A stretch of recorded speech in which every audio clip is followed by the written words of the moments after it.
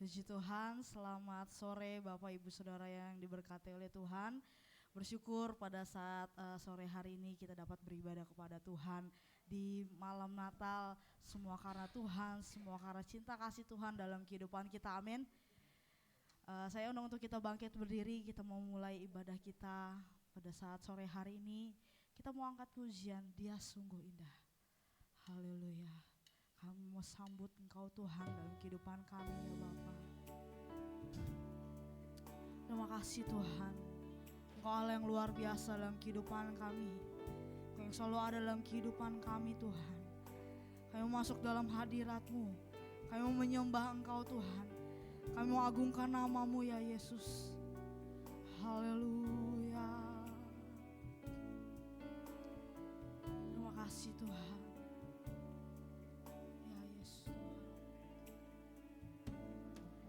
Sungguh indah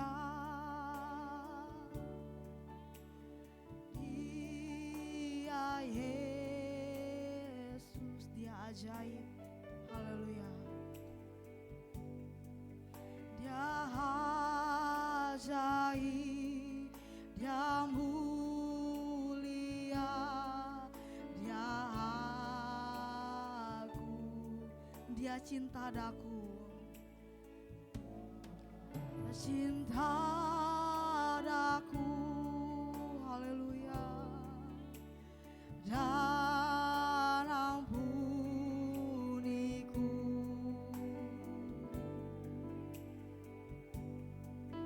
bahkan rela berikan nyawanya untuk selamatkanku.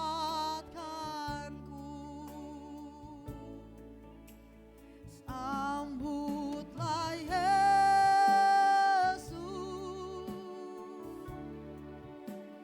tinggikan Yesus,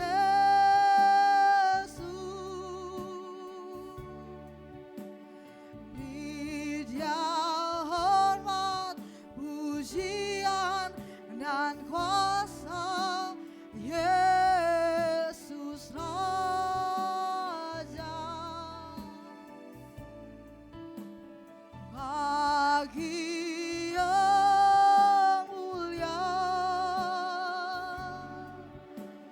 ku angkat tanganku,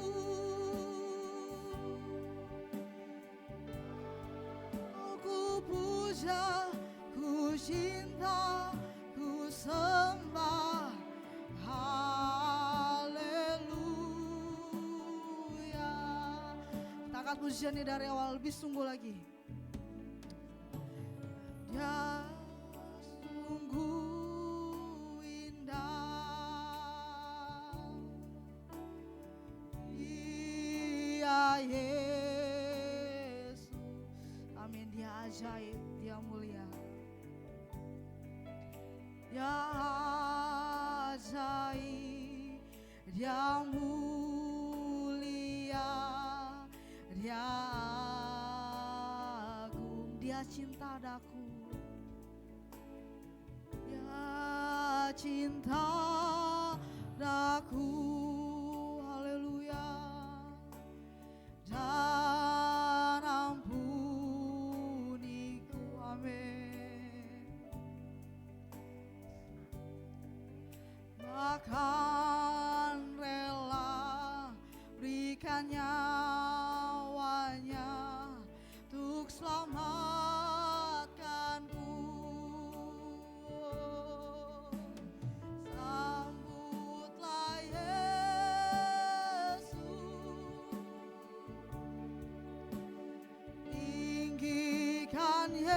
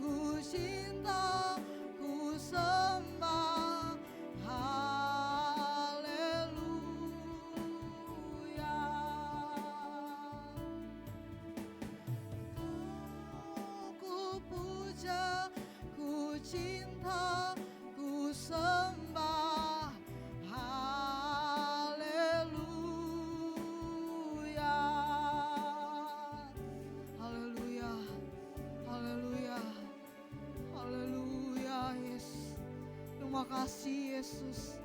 Terima kasih Tuhan. Terima kasih buat penyertaan-Mu yang begitu sempurna dalam kehidupan kami. Sehingga kami ada bukan dengan kuat gagah kami, semuanya karena anugerah-Mu Tuhan dalam kehidupan kami ya Bapa. Terima kasih Tuhan. Pada saat sore hari ini Tuhan, kami umat-umat-Mu datang di hadapan-Mu, sujud menyembah di hadapan-Mu Tuhan. Kami memberikan yang terbaik untuk-Mu ya Bapa. Engkau sucikan, kuduskan kami. Engkau melayakkan kami ya Bapa dalam ibadah kami. Kami percaya Tuhan bahwa hadirat Allah ada dalam kehidupan kami, memenuhi setiap hati dan pikiran kami ya Bapa. Terima kasih Tuhan, terima kasih Bapa yang baik. Pada saat sore hari ini Tuhan, kami Tuhan siap untuk memuji, memuliakan nama-Mu Tuhan. Kami siap untuk beribadah kepada-Mu ya Bapa. Bila pengurapan Allah, otoritas Allah tetap terus menjadi bagian kehidupan kami. Jika ada kuasa roh jahat ingin mengganggu jalannya ibadah kami Tuhan, kami mau tolak semuanya di dalam nama Tuhan Yesus. Bila roh Allah yang bekerja di setiap kehidupan kami, bahkan di tempat ini ya Bapa. Terima kasih Tuhan, terima kasih Bapa yang baik. Kami mau mulai ibadah kami hanya di dalam nama Tuhan Yesus Kristus. Haleluya, amin. Silakan duduk Bapak Ibu Saudara sekalian, diberkati oleh Tuhan. Haleluya. Kita mau memuji, memuliakan nama Tuhan. Kita mau angkat pujian. Mari kita sambut Sang Raja.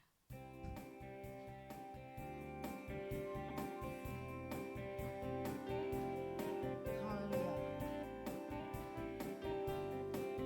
Haleluya. Glory bagi-Mu Tuhan.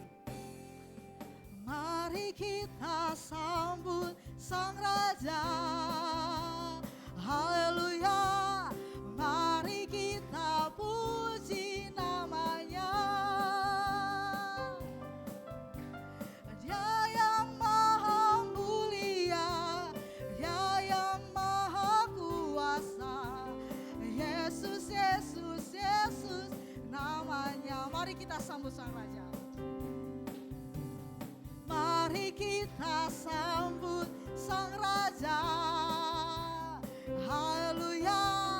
Mari kita puji nama-Nya.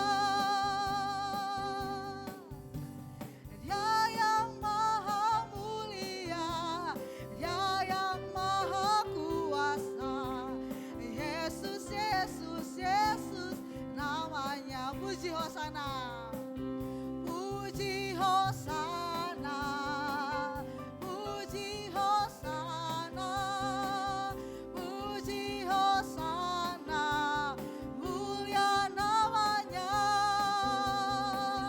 Puji Hosana, puji Hosana, puji Hosana, mulia namanya.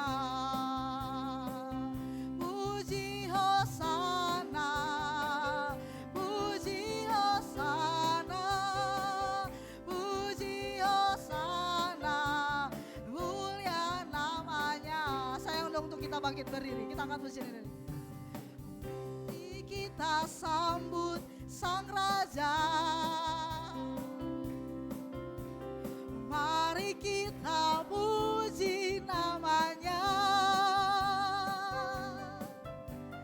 Dia yang maha mulia, Dia yang maha kuasa. Yesus, Yesus, Yesus namanya. Mari kita sambut Sang Raja. Mari kita sambut Sang Raja. Mari kita puji nama-Nya. Dia yang maha kulia, Dia yang maha kuasa. Yesus, Yesus, Yesus namanya. Puji Hosana. Puji Hosana, puji Hosana, puji Hosana, mulia namanya. Puji Hosana, puji Hosana, puji Hosana.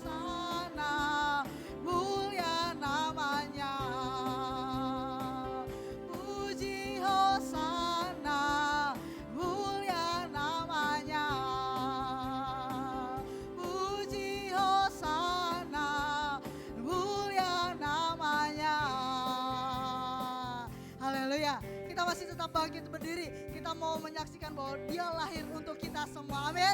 Kita angkat pujian ini. Dia lahir untuk kami. Haleluya.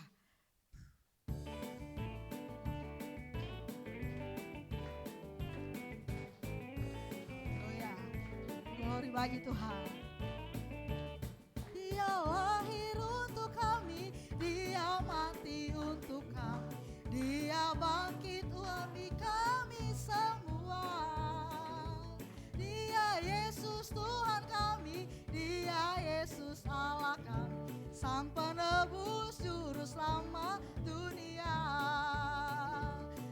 Dia itu firman Allah yang turun ke bumi, yang jadi sama dengan manusia. Dia Yesus sobat kami, Dia Yesus Allah kami, Sang Penebus Juru Selamat dunia. Haleluya. Dia lahir untuk kami, Dia mati untuk kami, Dia bangkit bagi kami semua. Dia Yesus Tuhan kami, Dia Yesus Allah kami, Dia Raja di atas segala raja. Dia itu firman Allah. Dia itu firman Allah yang turun ke bumi, yang jadi sama dengan manusia. Dia Yesus sobat kami, Dia Yesus Tuhan kami, Sang Penebus Juru Selamat dunia. Dia itu firman Allah. Dia itu firman Allah yang turun ke bumi, yang jadi sama dengan manusia. Dia Yesus sobat kami, Dia Yesus Tuhan kami, Sang Penebus Juru Selamat dunia.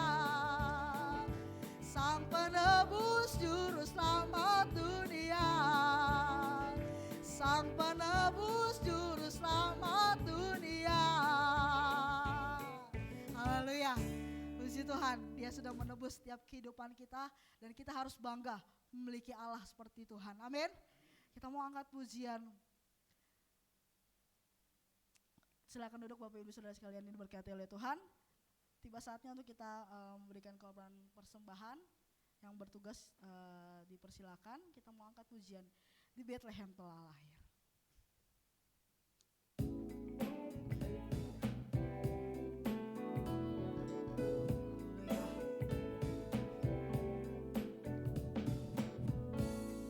Haleluya.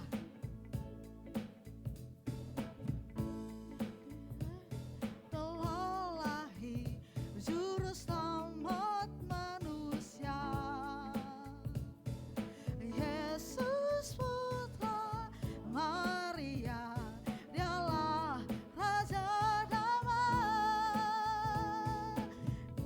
Dengar malaikat nyanyi, Rajamu telah datang. Damai kekal bagi semua yang percaya padanya. Haleluya.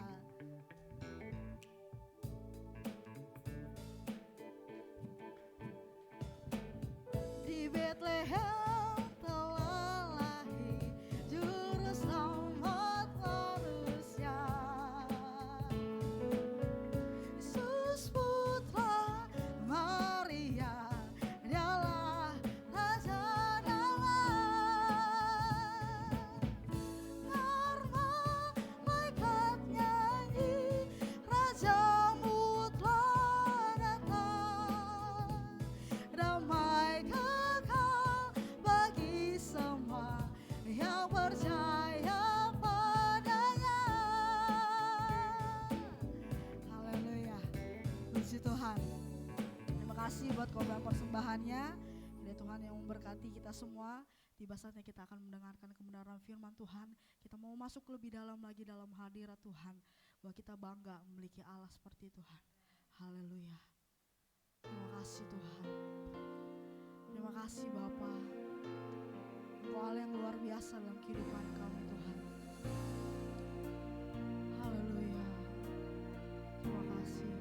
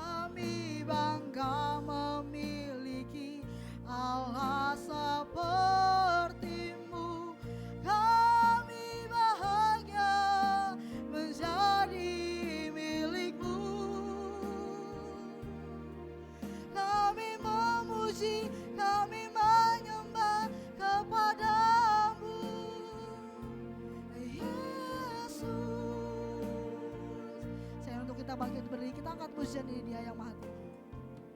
Dialah yang maha tinggi, amin Tuhan. Dialah yang maha suci, haleluya.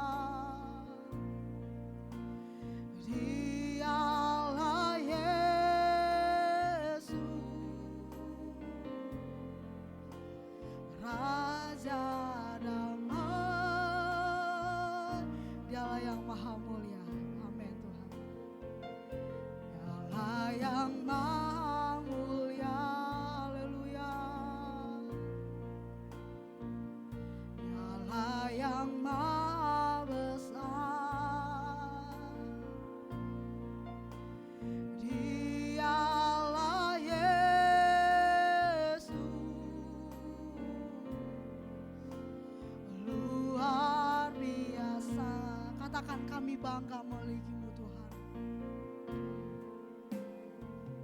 Kami bangga memiliki Allah sepertimu. Kami bahagia menjadi milikmu. Kami muliakan, kami tinggikan, kami agungkan namamu Yesus. Kami bangga memiliki Allah sepertimu. Kami bahagia menjadi milikmu. Kami memuji, kami menyembah kepadamu Yesus.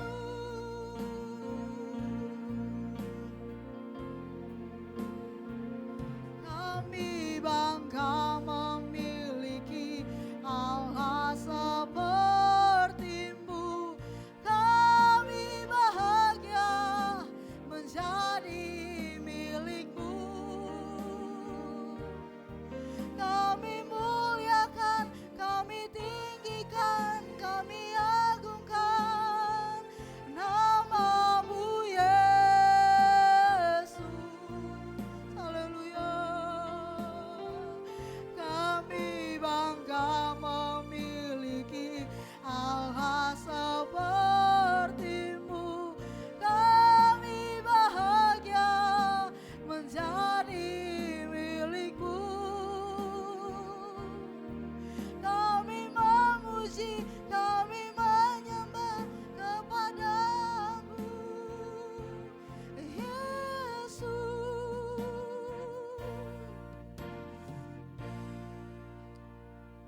Bila pujian ini menjadi pengakuan kami Tuhan, bahwa kami bangga memiliki Allah sepertimu Tuhan. Allah yang begitu luar biasa dalam kehidupan kami, yang tidak pernah meninggalkan kami sedetik pun ya Bapa. Terima kasih buat penyertaan-Mu dari awal sampai saat ini ya Tuhan.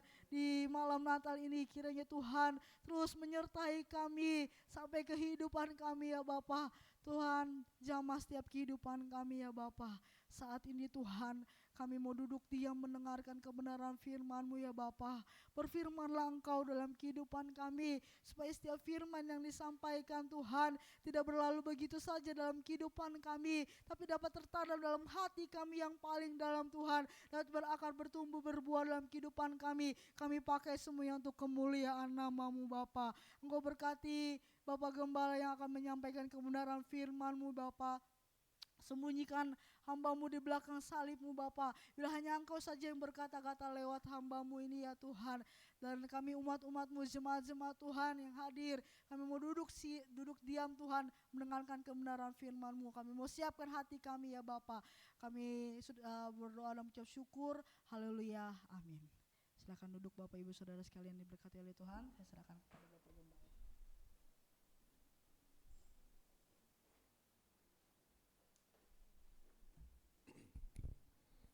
Haleluya, puji Tuhan. Haleluya, puji Tuhan. Selamat Natal Bapak Ibu Saudara. Karena kata orang ini malam Natal, ya, Natalannya besok. gitu. Tapi ini ibadah malam Natal, dan pada hari ini rasanya tidak salah kalau kita mengucapkan selamat Natal, besok ngucapin lagi, ya. Jadi 2 kali, gitu. Nah, dari 2 khotbah Natal sebelumnya, ya, pranatal, mau dibilang Natal atau pranatal, baik tanggal 10, tanggal 17, kita sudah banyak bicara tentang Natal yang berhubungan dengan bait Allah, ya, dengan tempat di mana hadirnya Tuhan itu harus diutamakan, harus dipertahankan, harus dijaga. Karena di dalam rumah Tuhan itulah bukan hanya ada kekuatan Tuhan yang hadir bersama dengan kehadirannya, tapi juga berkumpulnya umat Tuhan. Bahkan jauh sebelum bait Allah itu berdiri, sudah ada tempat di mana Yakub mengumpulkan keluarganya. Yakub dapat mempersekutukan keluarganya kepada Tuhan.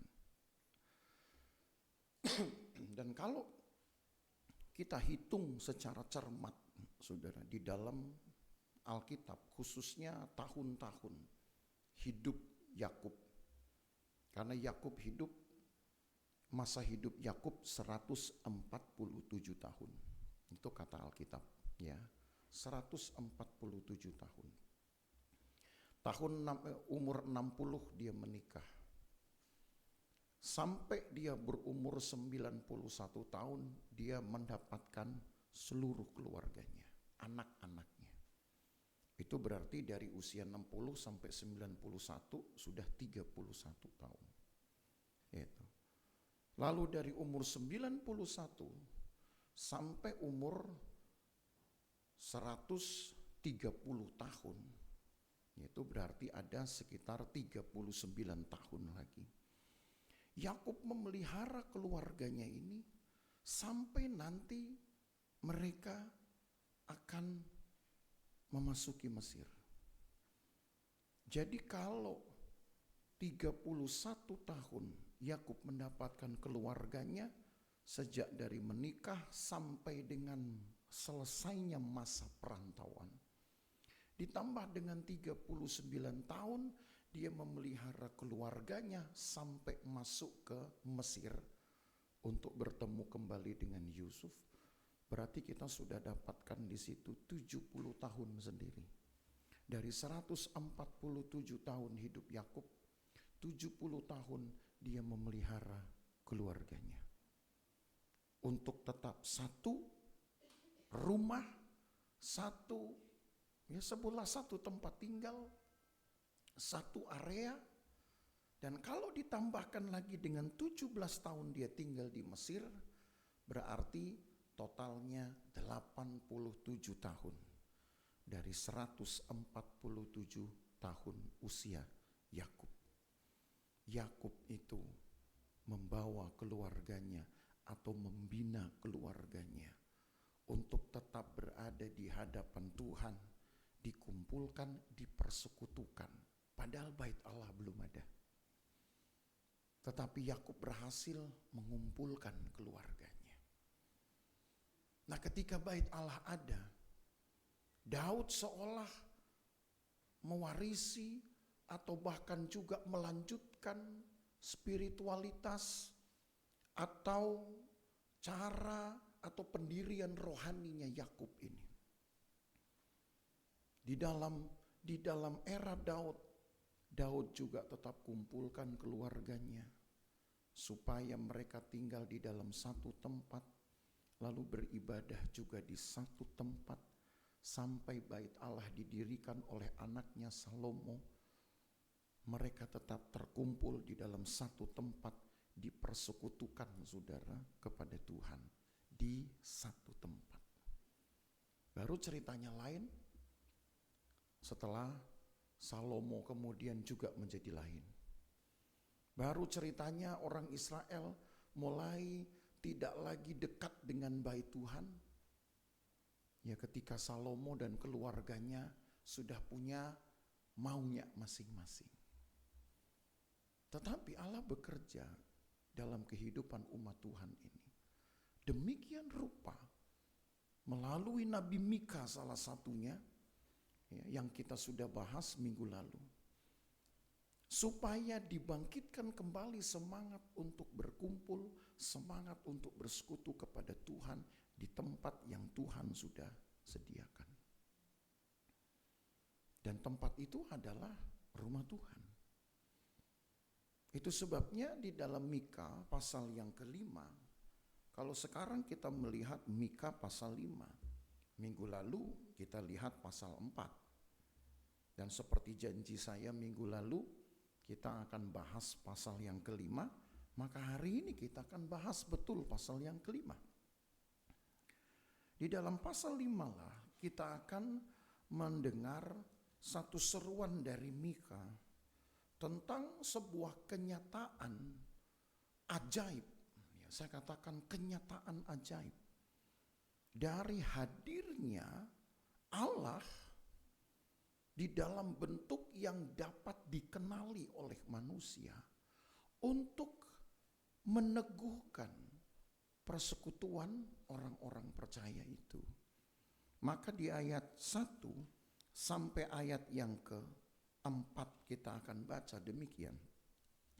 Tapi engkau, hai Betlehem Efrata, yang terkecil di antara kaum-kaum Yehuda, daripadamu akan bangkit bagiku seorang yang akan memerintah Israel, yang permulaannya sudah sejak purbakala, sejak dahulu kala. Sebab itu ia akan membiarkan mereka sampai waktu perempuan yang akan melahirkan telah melahirkan. Lalu selebihnya dari saudara-saudaranya akan kembali kepada orang Israel. Maka ia akan bertindak dan akan menggembalakan mereka dalam kekuatan Tuhan, dalam kemegahan nama Tuhan Allahnya. Mereka akan tinggal tetap, sebab sekarang ia menjadi besar sampai ke ujung bumi, dan dia menjadi damai sejahtera. Pertanyaannya, siapa yang dimaksud dengan Mika? Kalau saudara ingat minggu lalu, pada waktu kita membahas Mika pasal yang keempat, ayat yang ke-8, yang disebut dengan hai engkau menara kawanan domba, bukit putri Sion. Ya. Ternyata yang Mika bahas itu adalah satu era, satu zaman, di zaman Yakub yang tadi barusan juga saudara dengar. Sebuah semangat, sebuah disiplin rohani, sebuah komitmen rohani. Selama 87 tahun dalam masa hidup Yakub, Yakub mempertahankan keluarganya di hadapan Tuhan. 87 tahun. Padahal 12 anaknya rata-rata udah kawin dan udah punya anak. Biasanya kalau udah kawin mencar, apalagi punya anak, sudah pisah. Jarang-jarang ada anak masih satu rumah dengan orang tuanya. Tapi Yakub disaksikan oleh Alkitab membawa seluruh keluarganya masuk ke Mesir. Itu jumlahnya dicatat saudara, 66 orang. Termasuk dalam 66 orang itu adalah ke-12 anaknya.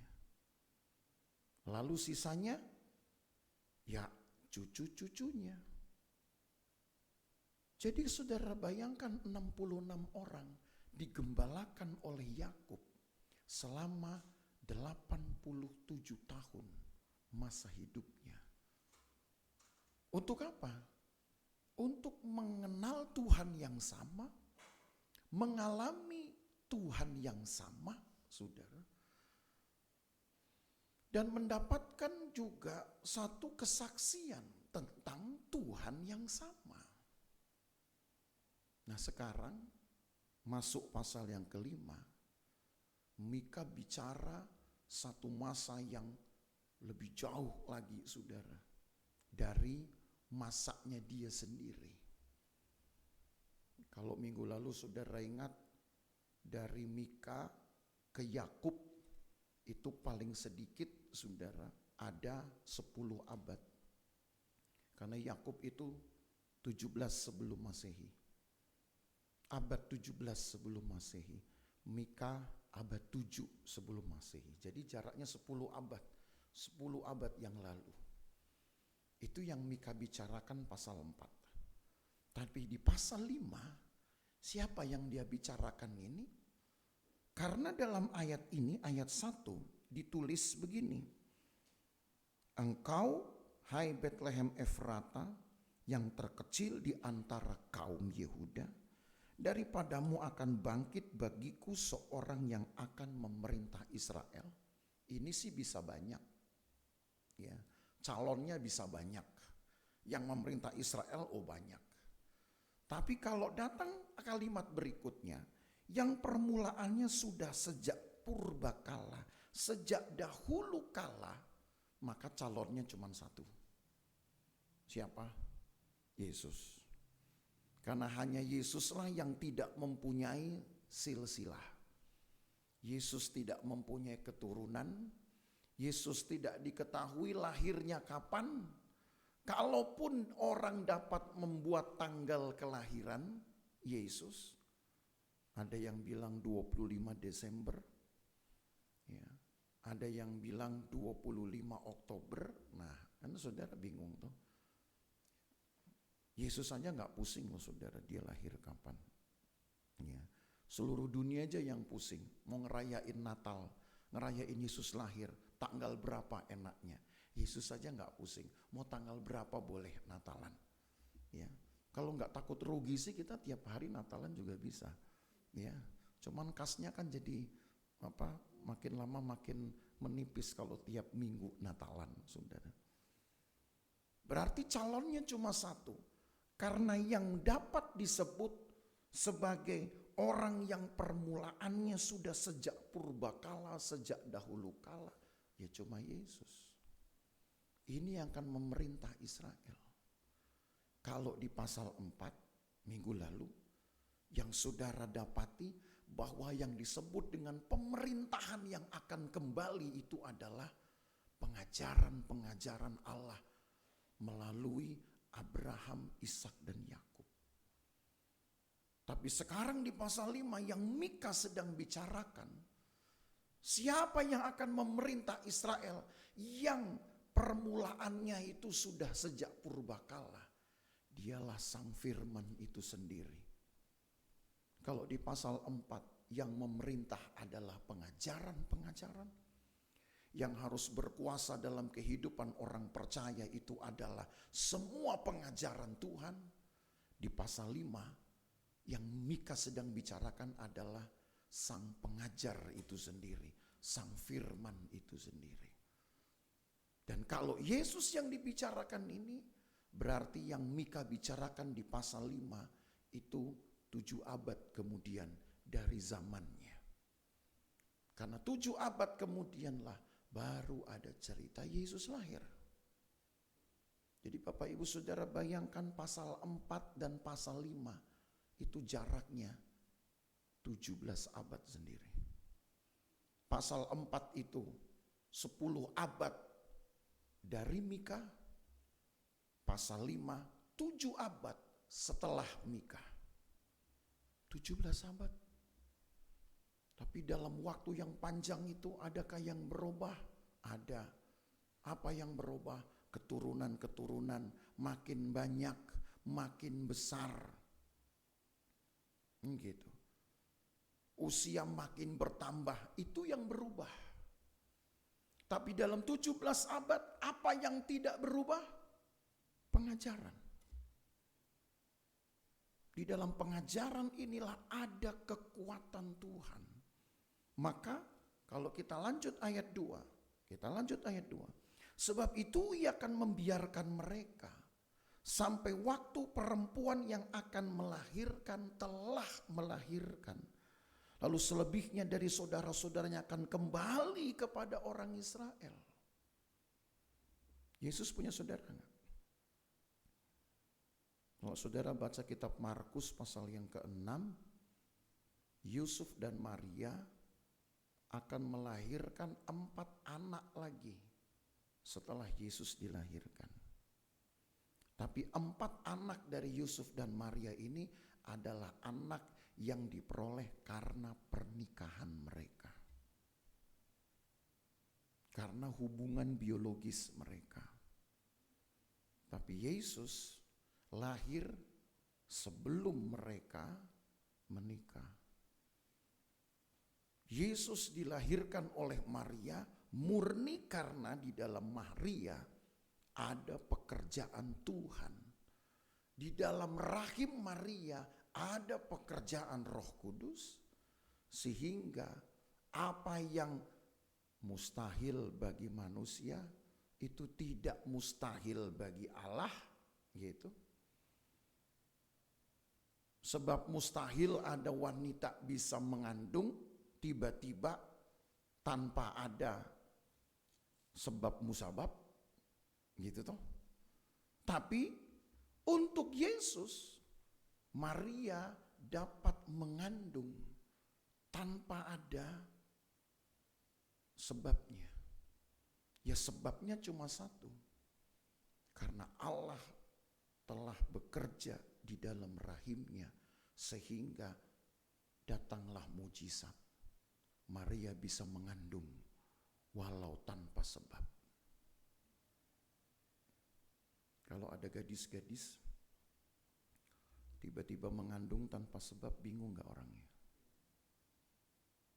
Bingung gak orang? Pasti akan dicari tahu nih. Ya begitulah kira-kira.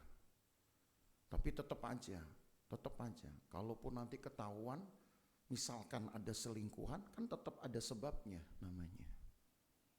Ini yang saya maksud adalah mengandung tanpa sebab alami. Gak mungkin toh. Betul gak? Mustahil toh. Tapi karena ini pekerjaan Allah, maka bagi Tuhan tidak ada yang mustahil. Jadi saudara harus tahu bahwa Natal itu saja artinya sudah mujizat. Yesus dapat dikandung di dalam rahim Maria tanpa sebab alami, itu sudah mujizat. Maka ayat 2 ini tadi berkata, nanti setelah perempuan itu melahirkan, maka si bayi ini yang kemudian akan memerintah Israel, itu akan menjadi milik semua orang. Enggak cuman orang Israel, menjadi milik semua orang. Tapi nanti adik-adiknya yang lahir, ada 4 anak yang akan dilahirkan oleh Yusuf Maria. Tapi ini ada sebabnya. Kenapa? Sudah menikah. Ada hubungan suami istri di situ. Nah saudara-saudara Yesus inilah yang di ayat 2 ditulis itu akan kembali nanti kepada orang Israel. Kan begitu toh ayat 2 kalimat terakhir. Lalu selebihnya dari saudara-saudaranya akan kembali kepada orang Israel. Itu maksudnya nanti anak-anaknya Yusuf Maria yang lain setelah Yesus lahir. Itu akan menjadi milik orang Israel. Ya kenapa? Ya karena mereka memang lahir sebagai orang Israel, emak bapaknya orang Israel. Bukan orang Tangki, saudara.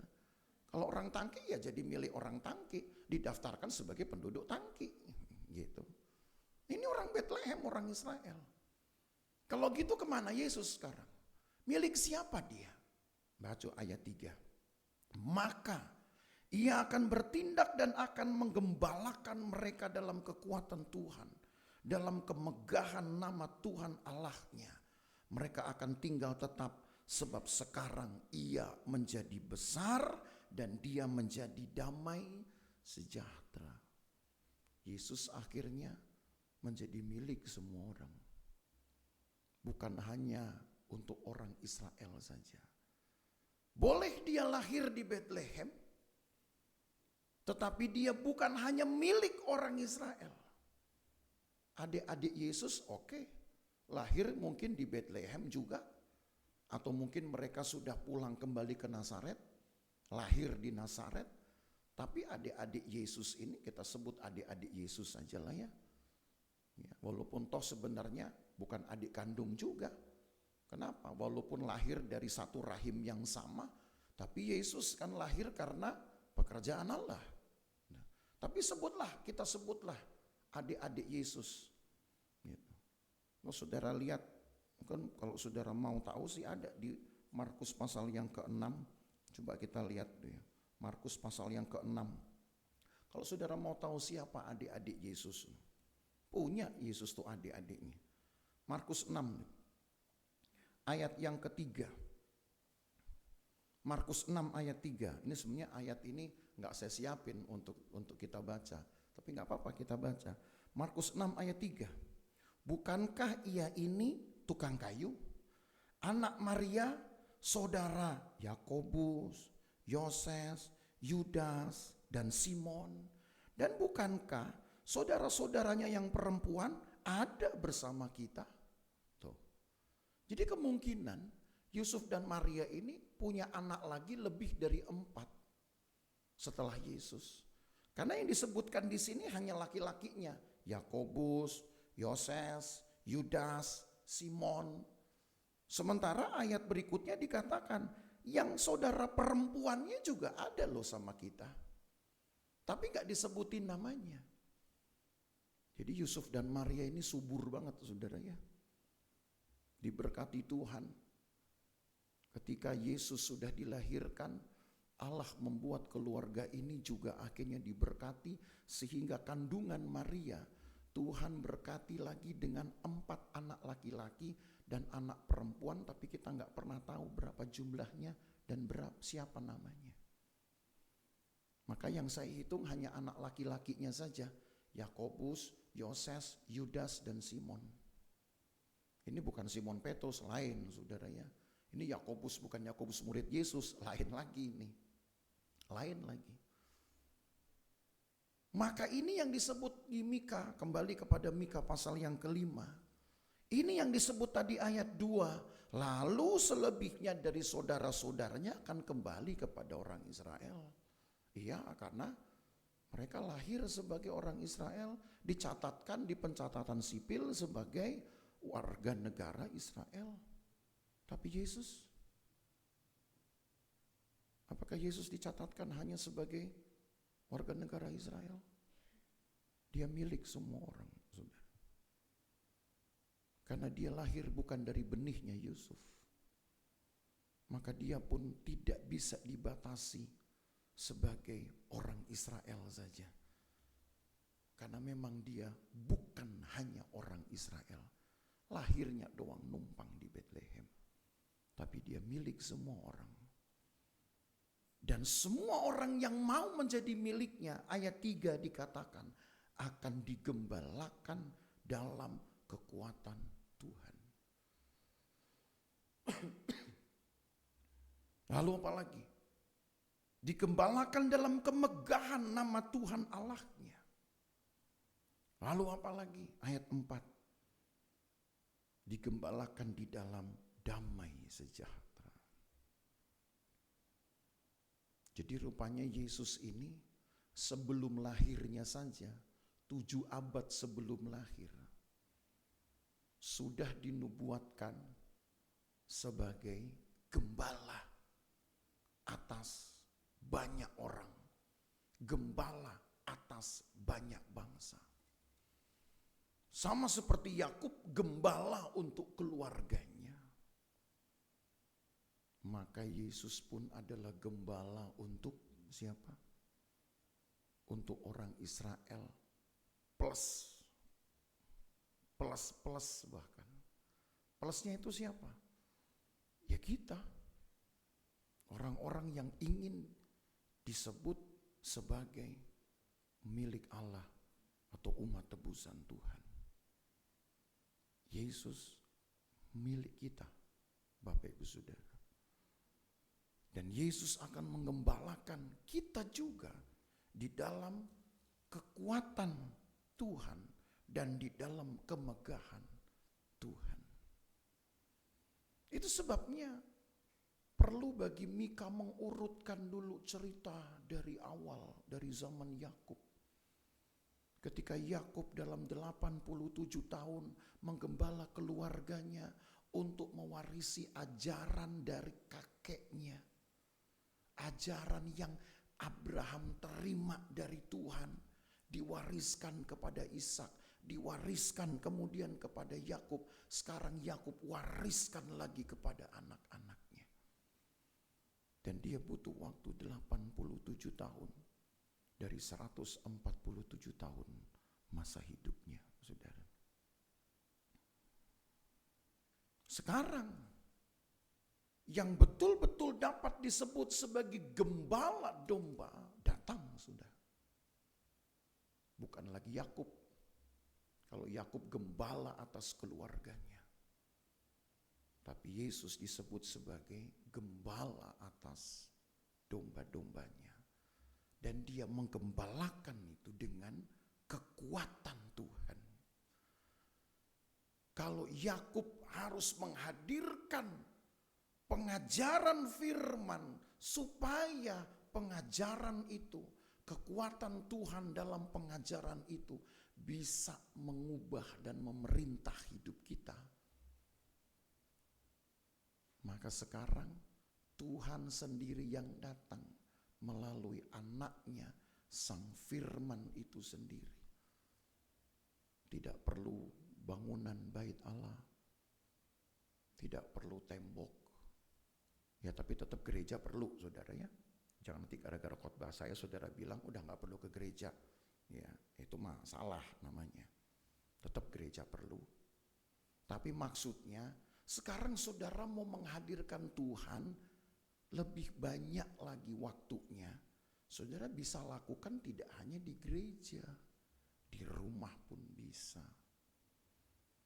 Dulu Yakub harus menghadirkan itu di rumahnya. Termasuk di sebuah bangunan yang disebut dengan Migdal Eder itu. Menara kawanan domba. Apa yang Yakub bilang? Apa yang Yakub katakan? Diajari anak-anaknya. Begini loh ya. Dulu saya juga diajar sama bapak saya begini. Dulu saya diajar sama kakek saya itu begini. Dulu saya diajar oleh para tetua-tetua saya dulu begini. Karena di dalam pengajaran Tuhan ada kekuatan. Tapi harus dikumpulin dulu, saudara. Tapi sekarang ketika sang firman datang, maka sang firman inilah yang akan bisa menggembalakan dalam kekuatan Tuhan. Karena sang firman ini hanya cukup kita tempatkan di dalam hati kita saja. Maka dia akan menghadirkan kekuatan Tuhan seperti yang ayat 3 tulis. Itu makanya di dalam kitab Ibrani ditulis begini. Coba kita baca sekarang ke Ibrani pasal yang ke-13. Ibrani pasal yang ke-13.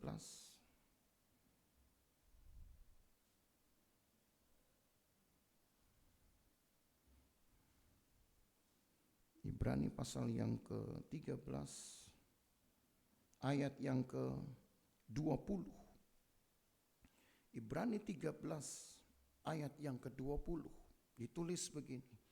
Maka Allah damai sejahtera yang oleh darah perjanjian yang kekal telah membawa kembali dari antara orang mati gembala agung segala domba. Itu makanya saya pilih ini jadi judul khotbah hari ini. Yesus itu adalah gembala agung segala domba. Domba yang mana? Ya, domba yang dicap sebagai milik orang Israel, domba yang dicap sebagai milik bangsa lain termasuk saudara dan saya, domba yang dicap sebagai milik kelurahan Tangki, kecamatan Taman Sari, ya. Apalagi Kota Madya Jakarta Barat, kan begitu. Provinsi DKI Jakarta, ya. Negara Republik Indonesia, kan begitu.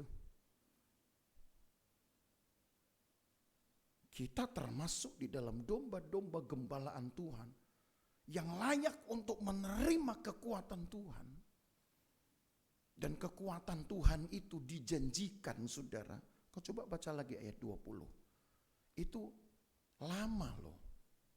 Maka Allah damai sejahtera yang oleh darah perjanjian yang kekal tuh. Siapa yang bisa menghitung kekal? Lama loh. Makanya betul kata Mika tadi, bahwa orang yang memerintah ini permulaannya sudah sejak purbakala. Siapa yang bisa menghitung purbakala, saudara? Purbakala itu artinya lebih jauh lagi dari sebelum Masehi. Kalau orang masih bisa menghitung ada 1000 sebelum Masehi, 2000 sebelum Masehi, 4000 sebelum Masehi, itu berarti belum purbakala. Itu disebut dengan prasejarah. Gitu. Karena masih bisa dihitung.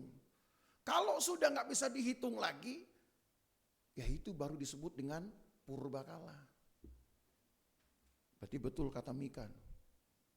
Orang yang datang dari purbakala ini udah nggak tahu kapan.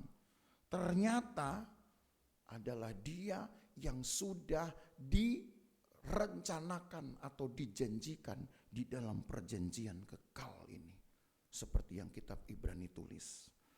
Telah membawa kembali dari antara orang mati gembala agung segala domba, yaitu Tuhan, yaitu Yesus Tuhan kita.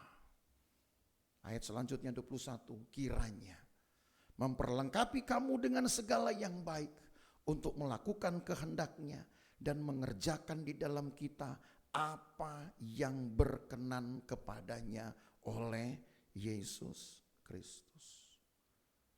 Maka berarti Mika pasal 5 itu diteguhkan di dalam Ibrani pasal 13 ini. Karena di dalam Mika tadi pasal yang kelima, kita bicara saudara tentang kekuatan Tuhan. Kekuatan Tuhan yang bisa menggerakkan seseorang untuk melakukan kehendak Tuhan, sekaligus juga menghadirkan kepada saudara pengalaman-pengalaman hebat bersama dengan Tuhan. Ini dua hal yang harus saling melengkapi, ya, saya tegaskan. Kekuatan Tuhan jangan hanya ditagih untuk mujizat melulu. Kekuatan Tuhan jangan ditagih itu hanya untuk perkara ajaib. Atau yang mungkin lebih kita kenal dengan kata mujizat. Kekuatan Tuhan itu awalnya Allah berikan untuk menggerakkan seseorang mencari Tuhan dulu. Enggak bicara mujizat, enggak bicara kesembuhan, enggak bicara kemudian dari mati bangkit, atau minimal dari lumpuh jalan. Oh enggak gitu, itu nanti belakangan. Pekerjaan Allah yang akan ditambahkan, saudara. Tapi awal yang Allah sebut kekuatan yang bekerja di dalam diri seseorang, itu membangkitkan dulu percaya. Saudara tahu bahwa kata percaya ini yang paling susah untuk dilakukan. Percaya sama orang aja susah. Apalagi percaya sama Tuhan. Percaya sama orang yang bisa dilihat, itu aja susah. Apalagi percaya dengan orang yang gak bisa dilihat. Itu susah. Belum lagi ditambah, manusia ada dalam keadaan dosa. Kan saudara tahu itu. Dan di dalam keadaan berdosa, manusia itu udah kehilangan kemuliaan Allah. Kehilangan cara pikir yang baik. Kehilangan merasa yang baik. Kehilangan kemampuan berkata-kata baik. Hilang, saudara. Ada kan ayatnya?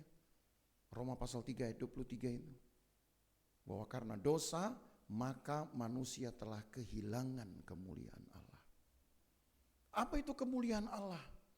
Mulai dengan memikirkan yang baik, enggak ada. Merasa yang baik, enggak ada. Mulai untuk berkata-kata yang baik, udah enggak ada. Lalu kalau enggak ada apa?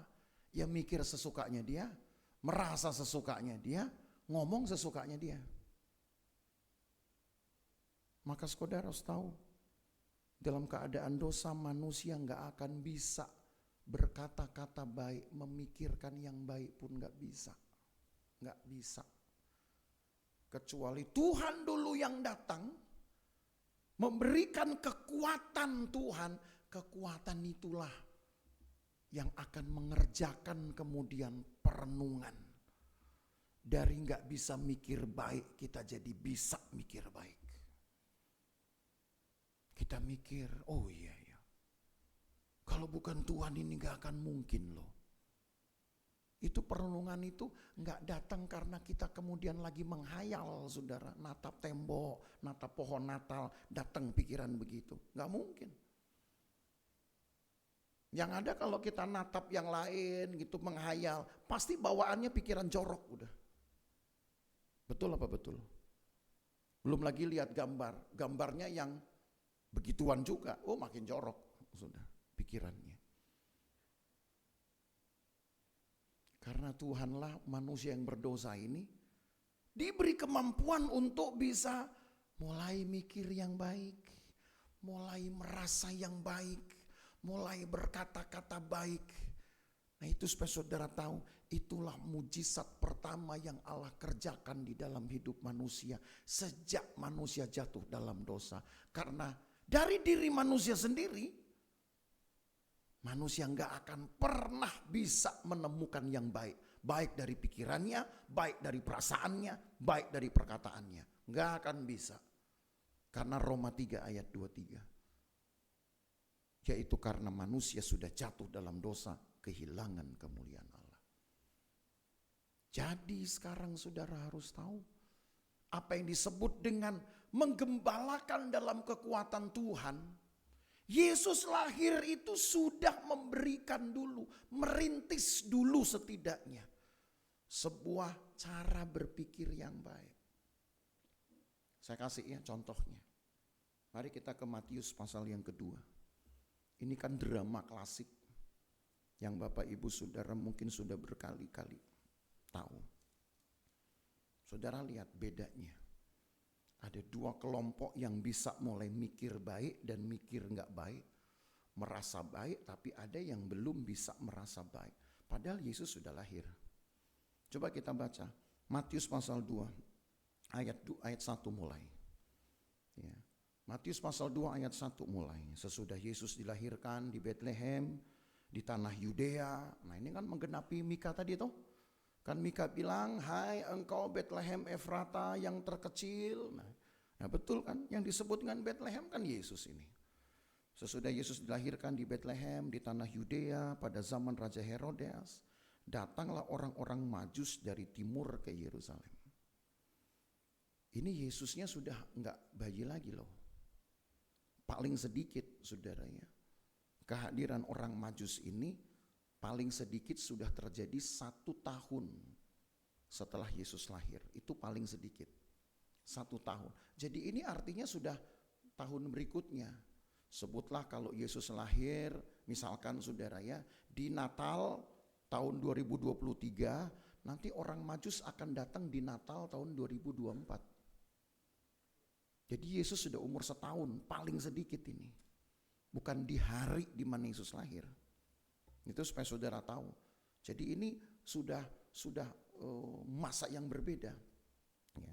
Orang Majus datang, lalu ayat 2, dan bertanya-tanya, di manakah dia raja orang Yahudi yang baru dilahirkan itu? 1 tahun sih masih baru, saudara. Ya, nggak bisa dibilang lama gitu. Toh bayinya juga masih balita gitu. Kami telah melihat bintangnya di timur dan kami datang untuk menyembah dia. Nah, saudara lihat ayat ketiga. Ketika Raja Herodes mendengar hal itu, terkejutlah ia beserta seluruh Yerusalem. Kok bisa terkejut? Kok bisa?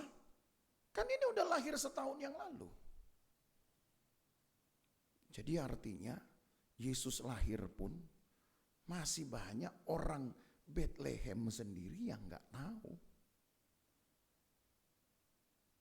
Zaman sekarang saja saudara walaupun sudah penuh dengan dengan informasi elektronik, kadang orang juga masih kelewatan informasi, nggak tahu. Padahal di kota yang sama terjadi. Apalagi zaman dulu. Rupanya nggak tahu. Ayat yang ketiga, ayat 4. Maka dikumpulkan semua imam, kepala dan ahli Taurat bangsa Yahudi, lalu diminta keterangan dari mereka di mana Mesias akan dilahirkan. Lalu ayat yang kelima, mereka berkata kepadanya, jadi setelah ahli Taurat ini belajar, baca-baca, termasuk yang dibaca adalah kitab Mika tadi. Maka mereka berkata kepadanya, oh di Bethlehem di tanah Yudea, karena demikianlah ada tertulis dalam kitab Nabi. Nah ini yang mereka maksud ini adalah Mika tadi. Tapi itu sudah terjadi setahun yang lalu. Lalu ayat yang ke-6, dibacakan ini ya ayatnya. Dan engkau Bethlehem tanah Yehuda, engkau sekali-kali bukan yang terkecil di antara mereka yang memerintah Yehuda, karena daripada mula akan bangkit seorang pemimpin yang akan menggembalakan umatku Israel. Ini kalimat Mika tadi yang kita baca. Tapi kalimatnya sama mereka sudah diganti. Sudah diganti menjadi kalimat pernyataan. Kalau Mika kalimat nubuat. Lalu ayat 7. Lalu dengan diam-diam. Masih ada yang suka diam-diam gitu kan. Lalu dengan diam-diam Herodes memanggil orang-orang Majus itu dan dengan teliti bertanya kepada mereka bila mana bintang itu nampak. Diam-diam mulai mengorek keterangan orang Majus. Tujuannya untuk apa? Kalau ada orang yang diam-diam mau bikin sesuatu diam-diam, ini hati-hati. Ini biasanya bisa gak baik, saudara. Dan betul gak baik. Coba saudara loncat ayat yang ke-13. Diam-diamnya Herodes ini mengorek keterangan orang Majus, karena ayat 13 berkata begini. Setelah orang-orang Majus itu berangkat, nampaklah malaikat Tuhan kepada Yusuf dalam mimpi dan berkata, bangun, ambil anak itu serta ibunya, larilah ke Mesir dan tinggal di sana sampai aku berfirman kepadamu, karena Herodes akan mencari anak itu untuk, nah itu, Yesus sudah lahir tapi pikirannya masih kotor. Yesus sudah lahir tapi perasaannya masih merasa tersaingi. Oh nggak mau ada saingan. Ini mendingan kalau memang dia disebut sebagai raja sebelum dia besar, mumpung dia masih bayi, masih balita, kita bunuh aja. Makanya supaya nggak ketahuan, diam-diam dia mengorek keterangan dari orang Majus. Orang Majus mungkin nggak tahu apa siasat Herodes, tapi Allah yang tahu. Maka Allah beritahu dulu kepada Yusuf sebelum celaka itu terjadi. Tapi yang saya mau kasih tahu sama saudara, Yesus lahir pun masih ada orang yang pikirannya jahat, pikirannya kotor. Masih ada orang yang perasaannya kotor. Padahal tadi kita baca, Yesus lahir untuk menggembalakan umatnya dalam kekuatan Tuhan. Jadi artinya Allah bisa bekerja dengan hebat sekali saudara. Untuk membuat orang yang tadinya berpikir jahat menjadi berpikir baik itu Tuhan bisa. Tetapi kalau manusianya itu yang gak mau, tetap mau mikir kotor, ya selesai. Nangkap maksudnya? Kekuatan Allah itu gak akan berkurang, saudara. Gak akan menjadi lumpuh dia. Kalaupun ada orang yang sudah Allah kerjakan, Allah baharui untuk mulai berpikir baik, merasa baik, tapi dia tetap milih yang kotor, bukan berarti Allah gak bisa kerja. Cuman kalau saudara ingat bahasa Yesaya, pernah Yesaya berkata kepada orang Israel yang bebalnya kayak begini, yang udah diajak untuk mikir baik tetap milihnya mikir kotor. Yesaya bilang, kamu itu sudah melelahkan Allah. Kamu itu sudah menyusahkan Allah. Itu Yesaya ngomong begitu. Tapi orang Israel belaga suci. Oh, kami gak nyusahin. Nyusahin apa? Gak mau mikir yang bersih. Mikirnya kotor melulu.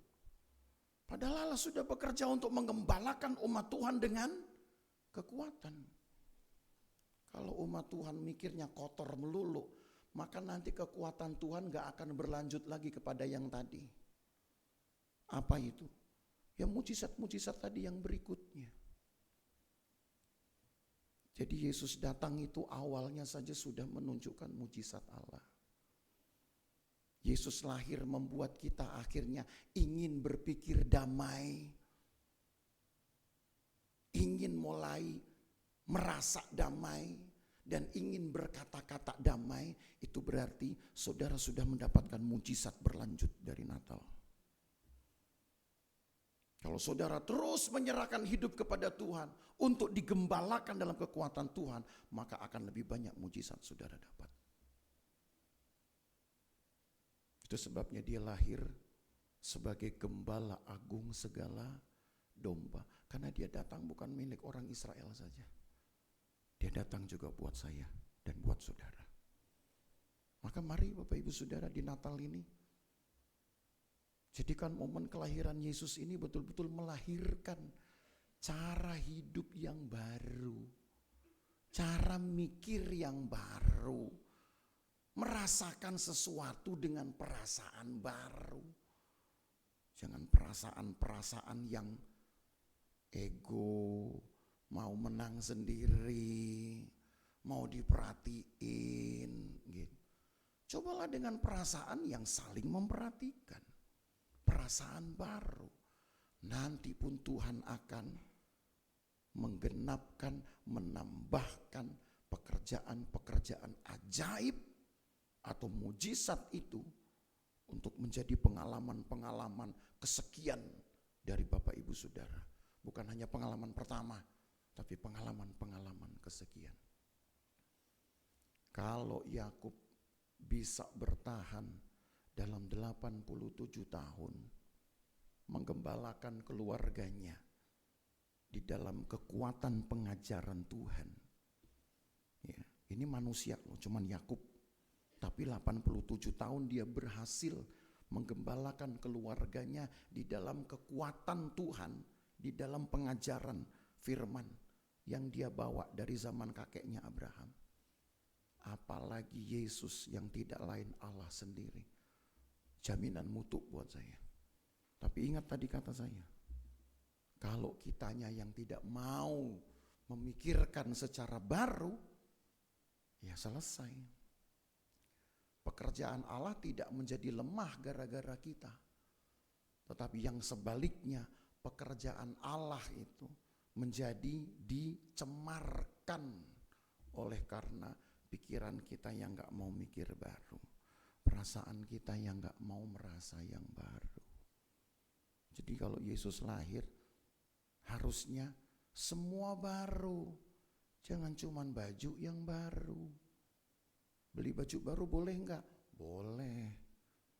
Tapi kalau memang ada berkat, silakan. Enggak ada berkat, ya sudah. Pakai baju yang lama, laundry aja 12 kali. Kan nanti jadi baru. Kalau enggak jadi lecek, saya enggak tahu lah ya. Mana yang duluan. Gitu. Jadi jangan cuman baju yang dibuat baru, sepatu yang dibuat baru. Yang dibuat baru ini pikiran dan hati dibuat baru. Apa yang saya bisa alami dengan Tuhan nanti di masa depan?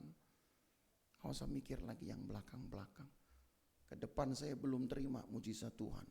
Di depan saya belum terima nih, apa yang orang saksikan saya belum terima. Itu yang saya kejar. Gak usah lagi mikir di belakang.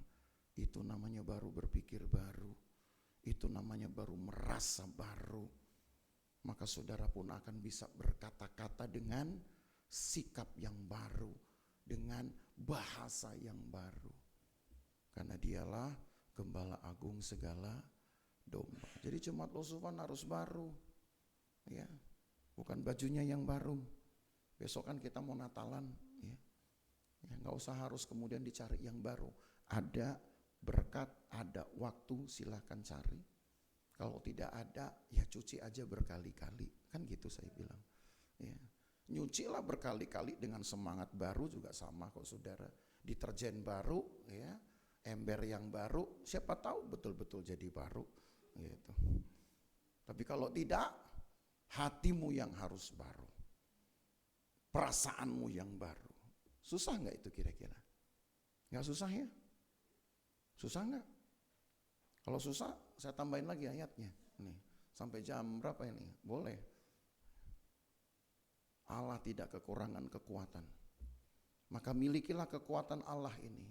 Pertama, yang akan mengerjakan pembaruan-pembaruan. Baru yang kedua, yang akan mengerjakan mujizat-mujizat lainnya. Dan nanti yang ketiga, saudara, saya akan bahas itu besok. Waktu Natalan kita, ini yang ketiga yang saya bahas. Kekuatan Tuhan akan mengerjakan pemulihan. Itu nanti jatahnya baru besoknya, supaya saudara besok datang, gitu. Ini khotbahnya udah saya rancang itu dari tanggal 10, gitu. Jadi supaya saudara tahu, ini khotbah Natal ini saya udah siapin itu dari jauh-jauh hari.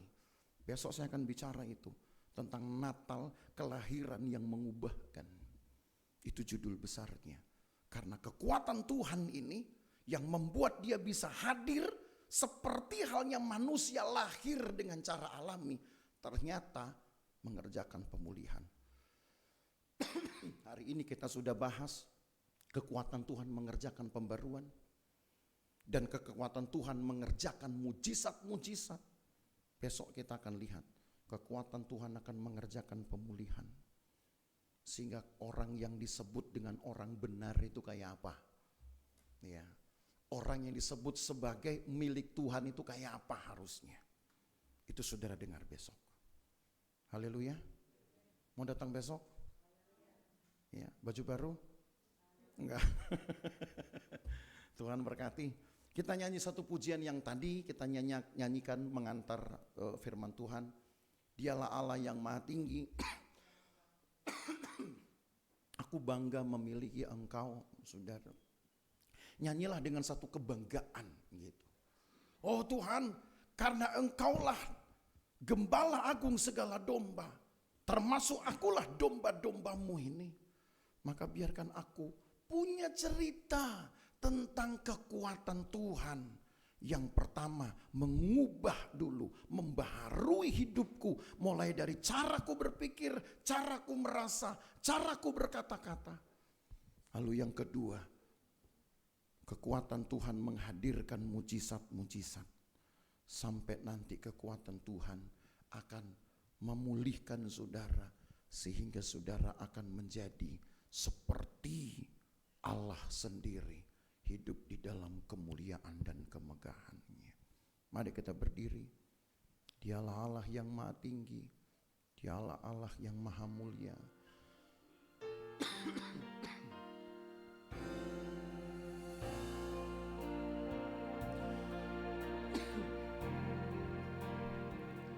Dialah yang maha tinggi. Dialah yang maha suci. Dialah Yesus, Raja damai.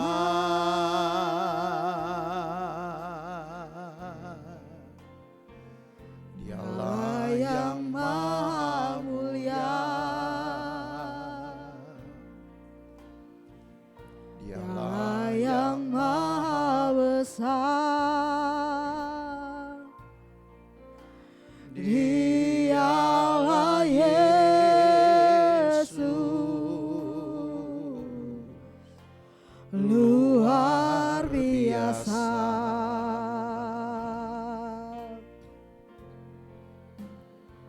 Kami bangga memiliki Allah seperti-Mu.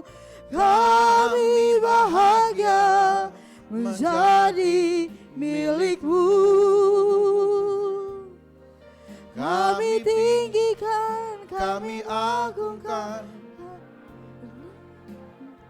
nama-Mu Yesus.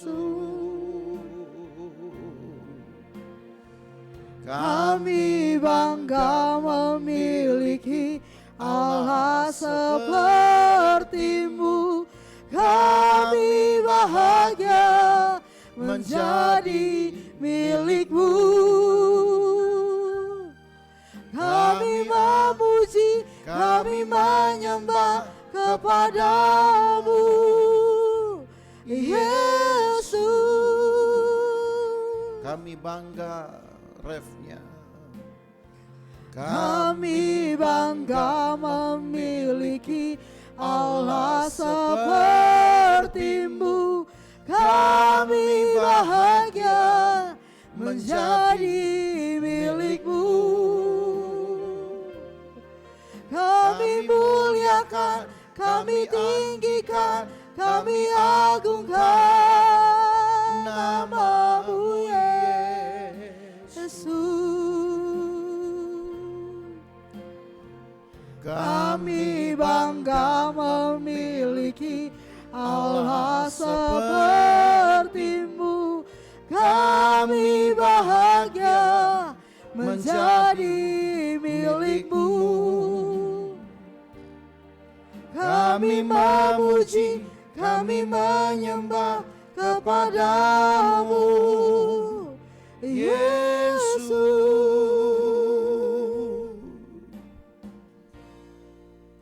Maka mulailah Bapak Ibu Saudara Haleluya. melahirkan Yesus di dalam hatimu. Amin. Bukan hanya sekedar merayakannya. Camkan ini baik-baik. Banyak umat Tuhan, orang Kristen di dunia, hanya turut larut dalam sukacita merayakan saja. Ya, Tapi tidak menghayati kelahiran Yesus di dalam hatinya. Terbiasa karena dari tahun ke tahun sudah begitu acaranya. Terbiasa karena dari tahun-tahun sudah begitu liturginya. Tidak salah sebenarnya merayakan. Tapi orang Israel juga tiap tahun merayakan hari raya. Tapi tetap menjauh hatinya dari Tuhan. Apa yang saudara dapat? Jangan-jangan kita pun seperti orang Israel. Merayakan, tiap hari raya merayakan. Paskah dirayakan, Pantekosta dirayakan, Natal dirayakan, tapi hatimu jauh dari Tuhan. Hanya tubuhmu yang kelihatan di gereja, tapi pikiranmu entah kemana. Perasaanmu hanya memikirkan dirimu sendiri saja, tidak memikirkan Tuhan. Bapak Ibu Saudara, saya tidak ingin jemaat di GBD Lusuvan ini hanya menjadi bagian dari cerita tentang Natal. Tapi saudara harus punya kesaksian pribadi tentang lahirnya Yesus di dalam hatimu.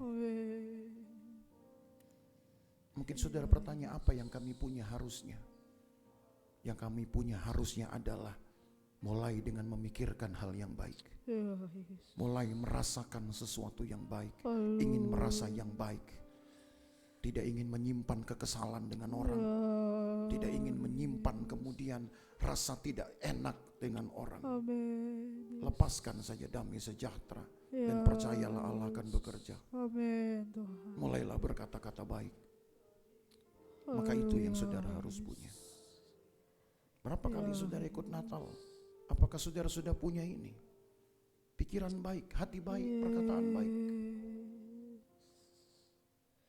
Karena kalau hati baik, pikiran baik, perkataan baik, maka saudara akan mudah menggenapi Galatia pasal 6. Saudara pun tidak akan jemu-jemu untuk berbuat baik. Tapi kenapa orang susah berbuat baik? Karena mikirnya saja belum baik. Merasanya saja belum baik. Berkata-kata belum baik. Maka dia susah untuk berbuat baik, saudara. Mari kita lahirkan Yesus dalam hati kita. Dan buatlah kelahirannya memperbaiki hidupmu. Dari cara engkau memikirkan sesuatu, termasuk Tuhan, termasuk sorga, termasuk kesejahteraan orang lain. Mulai pikirkan hidupmu. Mulailah kemudian pilih perasaan apa yang menyenangkan. Jangan sampai membuat engkau susah. Lama-lama lihat orang pun jadi susah. Saudara menghindar dari orang lain. Kenapa? Karena menyimpan perasaan yang tidak baik. Engkau yang rugi. Yesus hadir, Yesus lahir untuk orang lain. Membawa perubahan untuk orang lain. Engkau yang rugi. Maka Bapak Ibu Saudara, buatlah Natal ini punya cerita secara khusus untuk hidupmu. Lahirkan dia di dalam hatimu. Untuk melahirkan pikiran yang baik. Melahirkan perkataan yang baik. Dan perasaan yang baik.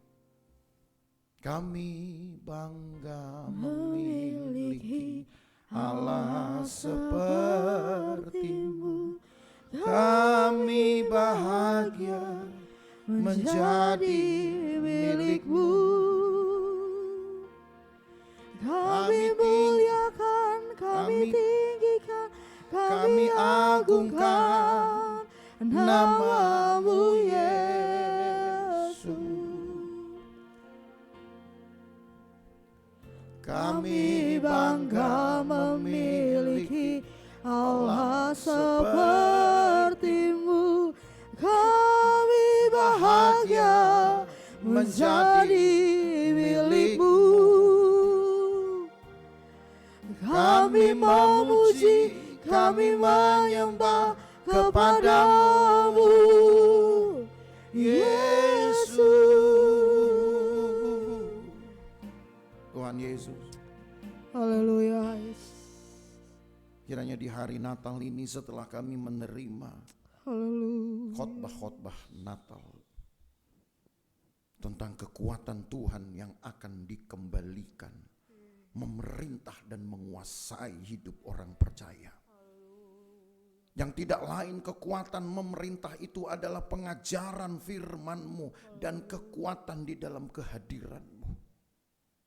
Bukan kekuasaan, bukan jabatan, bukan kewenangan, bukan figur pemimpin, tapi kekuatan di dalam firman dan kekuatan di dalam kehadiran-Mu. Kiranya itulah yang kami kejar sekarang. Menjadi satu berkat Natal yang paling berkesan dan spesial untuk kami tahun ini. Bukan hanya sekadar merayakan Yesus lahir, tapi merayakan lahirnya kekuatan Allah di dalam hidup kami. Lahirnya pembaharuan di dalam hidup kami, dalam pikiran kami, perkataan kami, dan perasaan kami. Lahirnya kemampuan untuk hidup baru, dengan cara baru, dengan pikiran baru. Berkati umat-Mu Tuhan, supaya Natal ini kami punya cerita, bahwa disinilah momen kami mulai menjalani hidup dengan cara yang baru. Mulai dari memikirkan sesuatu yang baik, mulai dari memilih perasaan-perasaan yang baik, yang menyenangkan kami saja, dan perkataan-perkataan baik yang memberkati orang lain saja. Tuhan tolong kami. Kami masih banyak belajar, tapi Tuhan melihat kemauan umat-Mu. Kerjakan ya Tuhan di dalam hidup umat-Mu, supaya umat-Mu punya cerita tentang kekuatan Allah ini. Mungkin awalnya kami cukup sulit untuk membangun pembaharuan di dalam hidup kami. Tapi kami yakin dengan kemauan pasti Allah akan buka jalan. Maka selanjutnya kekuatan Allah akan menghadirkan banyak hal-hal yang besar. Baik mujizat, bahkan sampai akhirnya nanti pemulihan dan kesempurnaan. Terima kasih banyak Tuhan untuk firman-Mu. Pelihara umat-Mu di dalam keseharian mereka. Pelihara ya Tuhan. Keluar masuk rumah mereka jagain. Jauhkan dari bahaya, celaka dan perbuatan jahat orang lain. Kami pulang sebentar, Tuhan jagai kami di jalan. Baik berjalan kaki maupun berkendaraan, Tuhan jagai.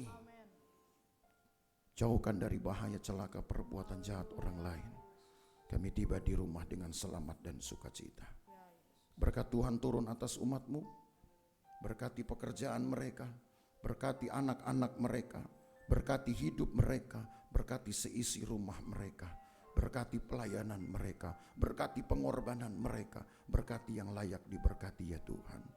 Sembuhkan yang sakit, hiburkan yang susah, kuatkan yang lemah ya Tuhan. Dan buatlah pekerjaan Tuhan mulai membaharui hati kami. Kaki bisa berjalan dengan kuat, tangan bisa menggenggam dengan kuat. Tapi hati yang patah itu akan menyiksa, akan membuat lemah seseorang. Maka kami ingin hati kami pun dibaharui oleh Tuhan. Terima kasih banyak Tuhan Yesus. Minta penyertaan-Mu untuk esok hari pada perayaan Natal kami. Berikan cuaca baik dan semua persiapan berjalan dengan baik. Berikan sehat untuk pelayan-pelayan dan mereka yang ambil bagian, buat kami selalu dalam keadaan sehat. Kami dapat menyelenggarakan dan menyelesaikan ibadah itu dengan baik untuk kemuliaan nama Tuhan. Maka Bapak Ibu Saudara sekalian, pulang dengan bawa berkat dari Allah Bapa, kasih sayang dalam persekutuan dengan anaknya Yesus Kristus, penyertaan Allah Roh Kudus memelihara kita dari hari ini sampai selama-lamanya. Dan berkat ini kita terima di dalam nama Tuhan Yesus Kristus. Segala kemuliaan hanya bagi Tuhan. Segala hormat pujian hanya bagi Tuhan. Kuasa dan kemuliaan hanyalah bagi Tuhan. Segala kemuliaan,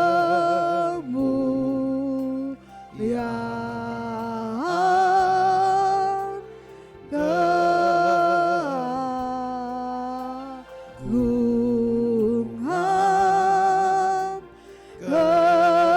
kejayaan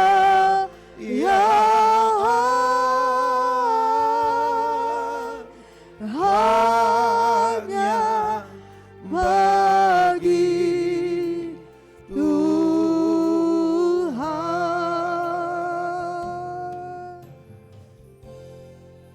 Jemaat yang diberkati bersama kita berkata, amin.